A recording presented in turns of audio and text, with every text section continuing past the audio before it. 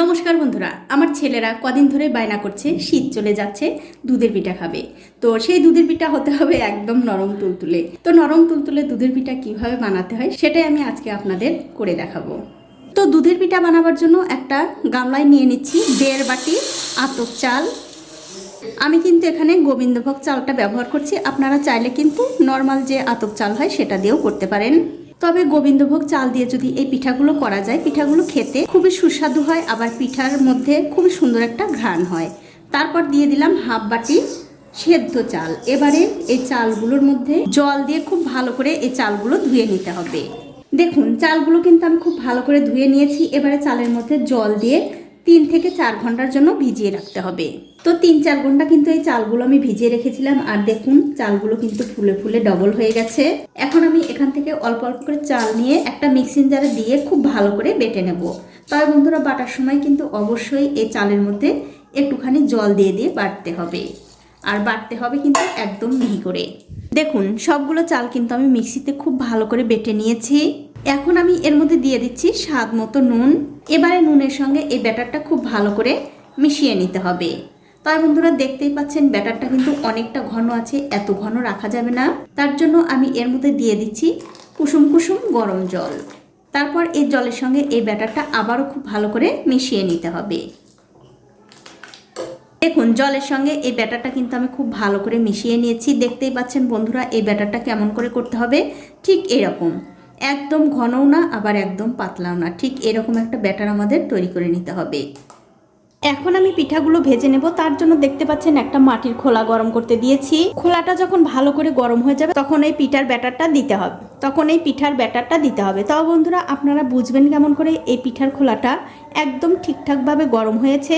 একটুখানি জল এই খোলার মধ্যে দিয়ে যদি দেখেন সঙ্গে সঙ্গেই এই জলটা শুকিয়ে যাচ্ছে, তখন বুঝতে হবে এই খোলাটা একদম ঠিকঠাক গরম হয়ে গেছে। এবারে গ্যাসের ফ্লেমটা বাড়িয়ে দিয়ে এই যে ব্যাটারটা আমি করে রেখেছি সেখান থেকে 1 হাতা ব্যাটার এই খোলার মধ্যে দিয়ে ওপরে একটা মাটির সরা দিয়ে এরকম করে ঢেকে দিতে হবে। তারপর চারিদিকে একটু করে জল দিতে হবে যাতে করে এই পিঠাটা খুব ভালোভাবে ফুলতে পারে। তবে বন্ধুরা অবশ্যই কিন্তু এখন গ্যাসের ফ্লেমটা বাড়ানো থাকবে। আর প্রথমবারের পিঠা কিন্তু 2-1টা নাও ফুলতে পারে, মন খারাপ করার কোনোই দরকার নেই।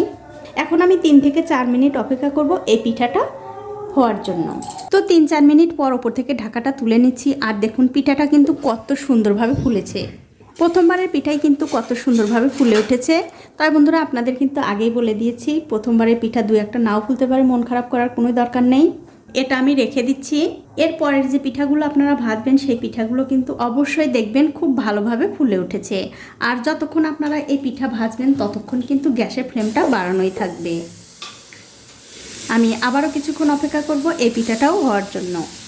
কিছুক্ষণ পর আমি আবার উপর থেকে ঢাকাটা তুলে নিচ্ছি, আর দেখুন এই পিঠাটাও কিন্তু কত সুন্দরভাবে ফুলে উঠেছে। আর এই একই রকম করে কিন্তু সবগুলো পিঠাই বানিয়ে নিতে হবে। ওদিকে পিঠাগুলো ভাজা হতে হতেই বন্ধুরা এদিকে আমাদের যা করতে হবে, অন্য একটা পাত্রে জাল দিয়ে নিতে হবে দুধ। দেখতে পাচ্ছেন এখানে আমি একটা কড়াইতে 2 কেজি দুধ দিয়েছি। এবারে গ্যাসের ফ্লেমটা বাড়িয়ে দিয়ে এই দুধটা আমি খুব ভালো করে জাল দিয়ে নেব। দেখুন গ্যাসের ফ্লেমটা বাড়িয়ে দিয়ে 5 থেকে 7 মিনিট সময় ধরে এই দুধ কিন্তু আমি খুব ভালো করে জাল দিয়ে নিয়েছি। দেখতেই পাচ্ছেন দুধের মধ্যে কিন্তু বলক চলে এসছে। এখন আমি এর মধ্যে দিয়ে দিচ্ছি খেজুরের নলেন গুড়। আর এই যে গুড়টা দিয়ে আমি আজকে পিঠাটা বানাচ্ছি, এই গুড়টা কিন্তু আমি আমাদের গ্রামের বাড়ি থেকে একদম যারা গুড় বানায় তাদের কাছ থেকে অর্ডার দিয়ে এনেছি। এতে করে কিন্তু এই পিঠাগুলো খেতে আরও বেশি ভালো লাগবে, আবার পিঠার কালারটাও খুব সুন্দর হবে। এবারে এই গুড়ের সঙ্গে এই দুধটা আবারও খুব ভালো করে জাল দিয়ে নিতে হবে। দেখুন গুড় দেওয়ার পর এই দুধ কিন্তু আমি আরও 7 থেকে 8 মিনিট খুব ভালো করে জাল দিয়ে নিয়েছি। অবশ্যই কিন্তু বন্ধুরা যেদিন আপনারা দুধের পিঠা বানাবেন দুধটা খুব ভালো করে জাল দিয়ে নেবেন, তবেই কিন্তু পিঠাগুলো খেতে বেশি ভালো লাগবে। দেখুন দুধ কিন্তু খুব ভালো করে জাল দেওয়া হয়ে গেছে। আর এদিকে দেখুন আমার পিঠাগুলোও কিন্তু ভাজা হয়ে গেছে। এবারে আমি এই পিঠাগুলো এই দুধের মধ্যে দিয়ে দেব। তবে বন্ধুরা এখনও কিন্তু আমি গ্যাসের ফ্লেমটা বন্ধ করিনি, তার কারণ পিঠাগুলো ভাজতে ভাজতে একটু ঠান্ডা হয়ে গেছে। এই ঠান্ডা পিঠা যদি দুধের মধ্যে দেওয়া যায় তাহলে কিন্তু খুব একটা ভালোভাবে নরম হয় না, একটু শক্ত শক্তই থেকে যায়। তার জন্য আমি গ্যাসের ফ্লেমটা জ্বালিয়ে রেখেই এই পিঠাগুলো দিচ্ছি। আর পিঠাগুলো দিয়ে দেওয়ার পর শুধুমাত্র দুধের সঙ্গে একবার একটু বলক তুলব। মানে অল্প কিছুক্ষণ 2-3 মিনিটের জন্য জাল দেব। জাল দিয়ে এই পিঠাগুলো ঢেকে রেখে দেব। তাহলে এই পিঠাগুলো কিন্তু একদম নরম তুলতুলে হবে। সবগুলো পিঠা কিন্তু আমি দিয়ে দিয়েছি। এবারে দুধের সঙ্গে এই পিঠাগুলো 2 থেকে 3 মিনিট একটু জাল দিয়ে নেব। খুব একটা বেশিক্ষণও কিন্তু দেওয়ার দরকার নেই। এই দুধের মধ্যে একটা বলক চলে আসলেই হয়ে যাবে। তো এই দেখুন বন্ধুরা, পিঠার মধ্যে কিন্তু খুব ভালোভাবে বলক চলে এসছে। এর চেয়ে বেশি কিন্তু আর জাল করার দরকার নেই।